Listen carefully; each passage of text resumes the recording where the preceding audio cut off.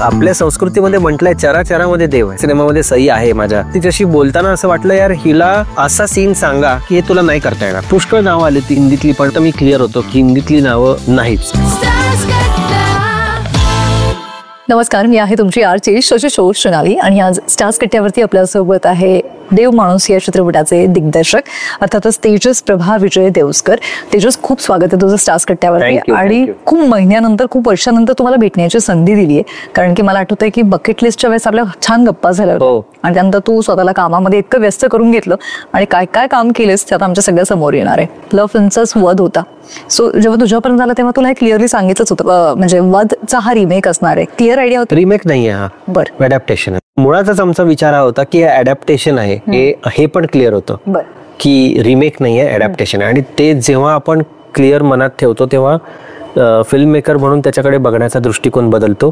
Remake हा केवळ भाषा बदलून कलाकार त्या भाषेतले घेऊन सेम सिनेमा पुन्हा केला जातो, तो रिमेक असतो.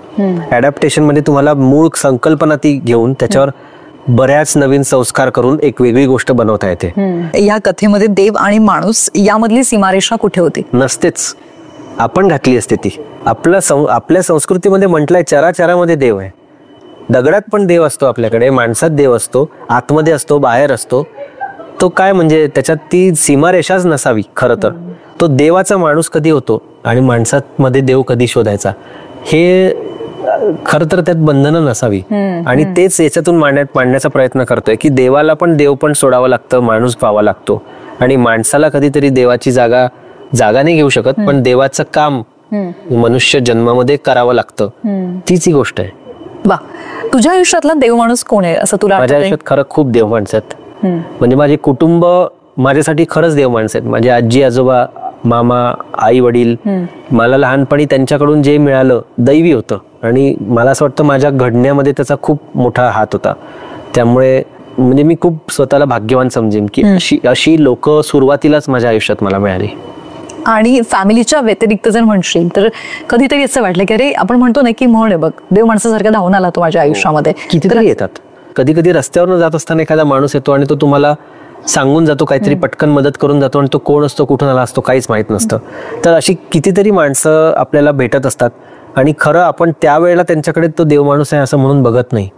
पण जेव्हा आपण कुठेतरी शांतपणे बसून विचार करतो तेव्हा वाटतं की अरे खरंच हा आला कुठून आणि सांगून गेला काय ते कळलं पण नाही, पण तो आला. जेव्हा तू चित्रपटामध्ये सस्पेन्स आणि एक मानसिक द्वंद्व दाखवत होता तर तेव्हा तू दिग्दर्शनासाठी म्हणून कुठल्या तंत्राचा वापर केलास?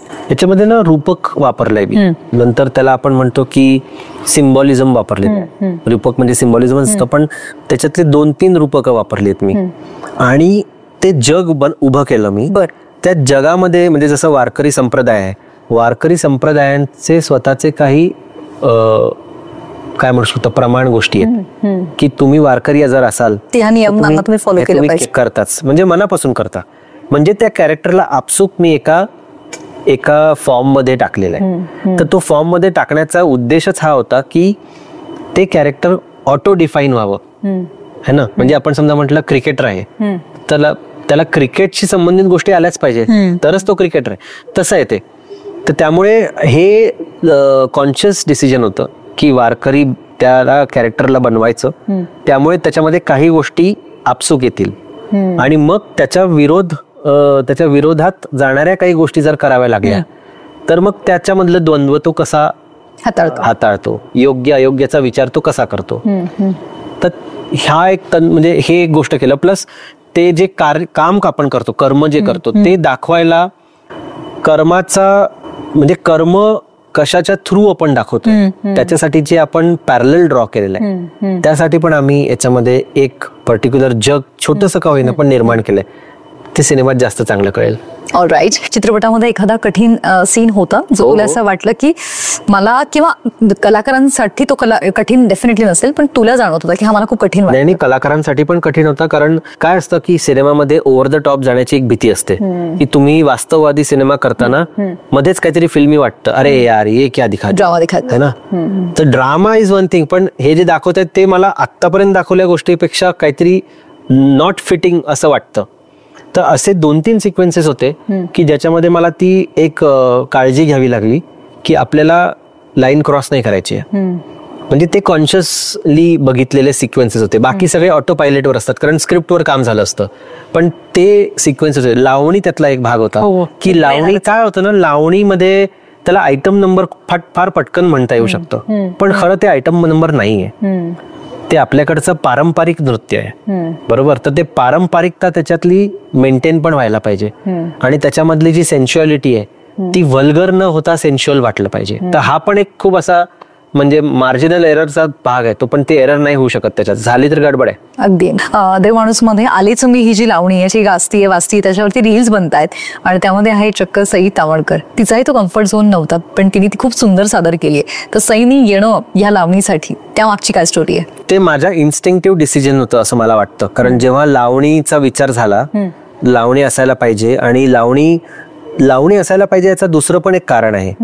म्हणजे ऍक्टर म्हणून मी नाही म्हणत, गाणं म्हणून म्हणतोय की याच्यामध्ये ना एक समज आहे आपल्याकडे की देव माणूस आहे, सज्जन माणूस आहे आणि लावणी बघणारे लोक हे त्या कॅटेगरीमध्ये जात नाहीत.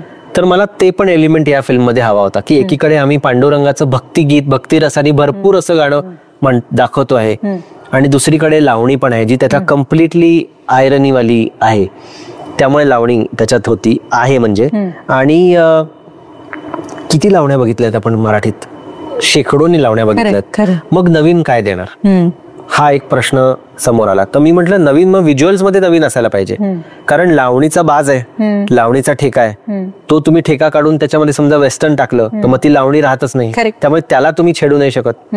मग काय बदलवू शकता, तर तुम्ही कलाकार बदलवू शकता. मग कोण कलाकार? मग मी म्हटलं मला माझ्या डोळ्यासमोर सईचं नाव होतंच, कारण दुसऱ्या सिनेमामध्ये सई आहे माझ्या ग्राउंड झिरो मध्ये. तर मला तिच्याशी बोलताना असं वाटलं यार ही ऍक्टर म्हणून अशी आहे की हिला असा सीन सांगा की हे तुला नाही करता येणार, ती करून दाखवते, ती तुम्हाला करून दाखवेल. म्हणजे तिच्यामध्ये ती जिद्द मी बघितली आणि म्हणून मी म्हटलं यार हा ना ही गेम आहे, गेम खेळून बघू आपण. लागला तर तुक्का आहे, तो जाईल आउट ऑफ द पार्क. आणि मला खात्री याची होती की तो आउट ऑफ द पार्कच जाईल, कारण सईच्याकडे बघून मला तिची मेहनत मला माहिती आहे ऍक्टर म्हणून ती किती करते आणि तिने ती तेवढीच मेहनत केली. आशिष पाटीलला मी म्हटलं बाबा रे तुझ्या हातात आहे आता सगळं. तो म्हणाला तू बस, तू रिहर्सलला ये फक्त, त्याच्या आधी येऊ नकोस. आणि मग रेस्ट इज हिस्ट्री नाऊ. आता तू बघतेस रील्स किती बनतायत. मी स्वतः खूप खुश आहे की लोकांनी खरं त्या लावणीला उचलून धरलेलं आहे. आणि अमृतानी पण त्याच्यावर एक रील टाकलेली आहे, म्हणजे तिचा मला इतकं कौतुक आणि इतकं छान वाटलं की तिचा काही संबंध नाही या सिनेमाशी, ती या सिनेमात नाही आहे, काही नाही आहे. केवळ एक सहकलाकार आणि एक माझी मैत्रीण म्हणून तिने त्या लावणीला सपोर्ट कर, आणि ती लावणीची क्वीन आहे, त्याच्यात काही वादच नाही. तर किती छान गोष्ट आहे की एक तिने पण ह्या लावणीवर एक रील बनवावी. याला म्हणूयात ना आपण की हेल्दी कॉम्पिटिशन पण नाही, हेल्दी सपोर्ट. पण मला हे सांग की तू जेव्हा सईचा विचार केला होता, पण इतर कोणी असे होते ज्यांनी अजूनही काही नावं सुचवली होती तुला की यांचा पण विचार तू करू शकतो? अगदीच पुष्कळ नावं आली होती, काही हिंदीतली पण आणू असं आलं होतं. तर त्या बाबतीत तर मी क्लिअर होतो की हिंदीतली नावं नाहीच, कारण शेवटी ती कनेक्शन पाहिजे त्या मराठी ऑडियन्सचं आणि त्या लावणी. म्हणजे गरज असेल तर ती करावं, नाही तर नाही करू नये. माझ्या डोक्यात सईचं नाव फिक्स होतं, कारण मला असं वाटलं की ती नॉव्हेल्टी आणेल जे आपण बघितली नाहीये ती, आणि त्या नॉव्हेल्टीचा फायदा लावणीला होईल. तो नक्कीच झालेला आहे असं मला वाटतं. अमेझिंग. आणि आता तू मगाशी पांडुरंगाचा उल्लेख केला होता, पण खरंच खूप सुंदर गाणं आहे. पांडुरंग पण छान आहे, सोबती पण छान आहे. तर दोन्ही गाण्यांबद्दल मला ऐकायचं आहे. पांडुरंगा तर मला म्हणजे खरं सांगू का, लावणी मी लिहिली आहे, ओके, परंतु मला आवडतं जास्ती पांडुरंगा, कारण ते इतकं म्हणजे तुम्हाला त्या विश्वात घेऊन जातं.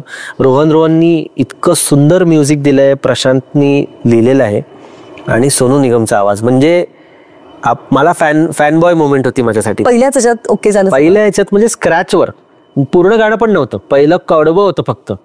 तर त्यांनी म्हटलं यार मुझे गाना ही है, मैंने कभी नहीं गाया है. तर म्हणजे ते आमच्यासाठी पण एकदम प्लेझंट सरप्राईज होतं की म्हणजे सोनू निगम प्रॅक्टिस करून व्हॉइस नोट्स पाठवतोय की अरे मी हे असं गाऊ शकतो, मी हे असं करू शकतो. म्हणजे इंटरेस्ट बघ त्या माणसाचा की कुठल्या लेवलला तो आहे, लेजंड आहे, तो प्रॅक्टिस करून तुम्हाला दाखवतोय. तर म्हणजे गाण्यात नक्कीच काहीतरी एक आहे. आणि त्याच्यात दैवी अंश आहे असं मला अगदी पहिल्या दिवसापासून वाटतं की त्या गाण्यामध्ये दैवी अंश आहे. सिनेमामध्ये पण ते गाणं आम्ही वेगळ्या पद्धतीने वापरलंय, ते तुम्हाला बघितल्यानंतर कळेल. जे गाणं ऑडिओमध्ये ऐकू येतं ना त्याच्यापेक्षा अजून वेगळा त्याच्यात काहीतरी आम्ही एक्सपेरिमेंट केलाय.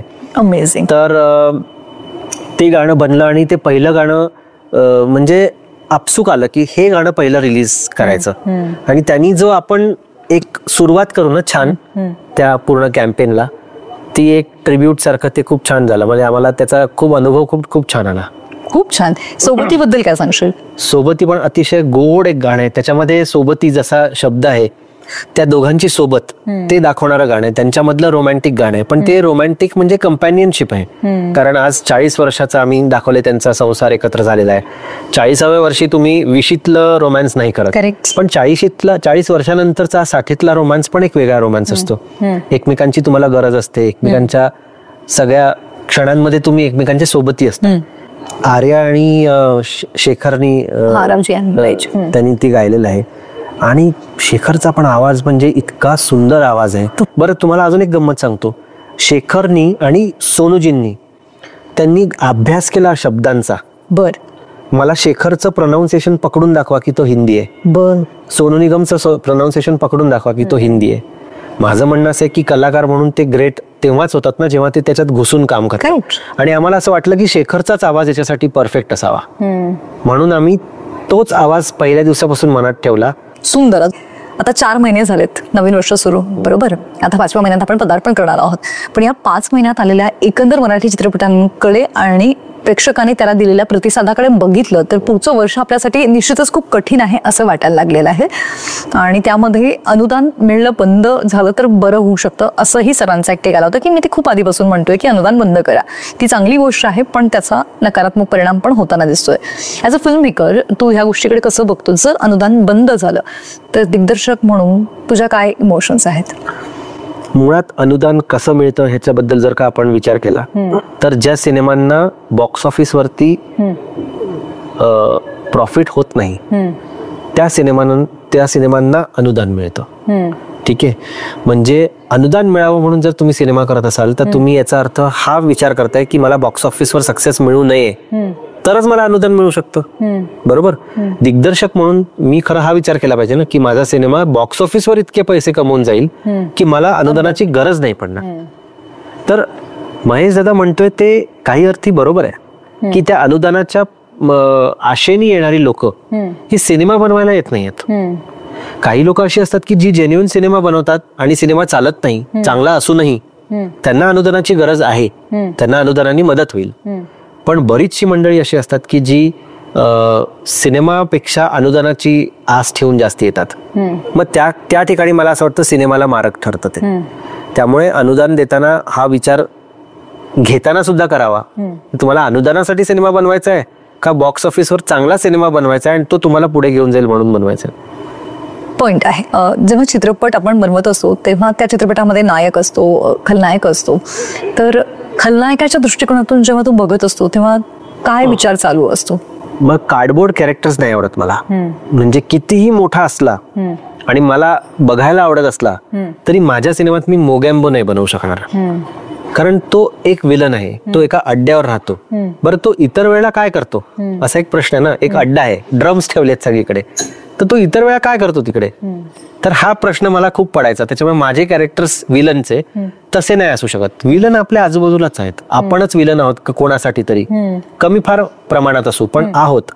तर हे विलन लोक आपल्या आजूबाजूलाच असतात, त्याच्यातूनच मला कॅरेक्टर घ्यायला आवडतं.